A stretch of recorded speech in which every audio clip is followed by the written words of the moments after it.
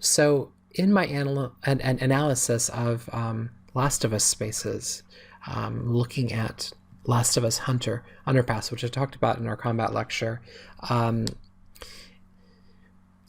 came to sort of notice just how much of a difference each of these spaces is used. And part of that is sort of the combat fronts, but it's also, just how kind of the purpose of each of the spaces. And so, and as I started to look at the entirety of the game and kind of how the different types of spaces we used for combat, I came to see kind of a pattern, something that sort of made sense to me is essentially how, if you look at this space, we have a number of spaces that are each sort of different, and they're each kind of used slightly different. We have this big negative space and this sort of big open space. We have this space back here that has enough like combat opportunities for you to be able to take enemies down and sort of draw them in here.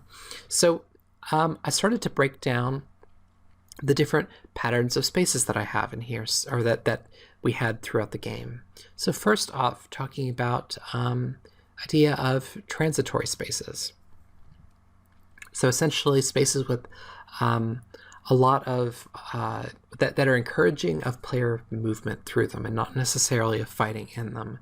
So spaces like the hallway. So a hallway promotes movement in the direction of its length. It has pretty well-defined walls, though in a lot of cases there is sort of an extra space, a different space that it's in conjunction with. It has a long sort of narrow shape. There's a minimal amount of cover. There's not a whole lot here to work with, aside from just popping and shooting and stuff like that. You can't really do a whole lot of combat in here. You don't want the player sort of hanging out and fighting enemies in here. We want the player sort of coming through here quickly. So there's no sort of flank routes, no loops. Sometimes hallways are used as flank routes sort of for other spaces, but they don't really have their own. Hallways are a means of path circulation from one space to another, but we don't want them to be sort of stuck here. So essentially, generally, at least in The Last of Us, they're about 5 meters in width.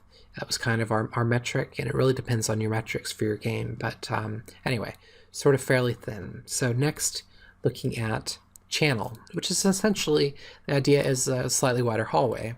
So about twice as wide enough that now there are a lot of possibilities for other sort of cover positions, for some loops, that sort of stuff. So there's a clearly enforced front here in the direction of the channel. And, addition of sort of loops make it more of a viable combat area, but still pretty uncomfortable. You're still fighting pretty fast against the enemy, or fighting pretty directly against the enemy, and there's not a whole lot of opportunities. There's pretty well defined sort of side boundaries. One or both of these could be backboards. Cover allows for a lot of side-to-side movement, but not really much in the way of flank sort of spaces. Let's see, and then moving on to a clearing. So a clearing is a large negative space. It promotes movement away from its center. You don't want to be caught out in the open in this kill zone here. The cover is spread out and with occlusion opportunities around the center. So as I pointed out, there was a clearing space in that Hunter Underpass. The front here is not a single direction. It's all pointed towards the middle.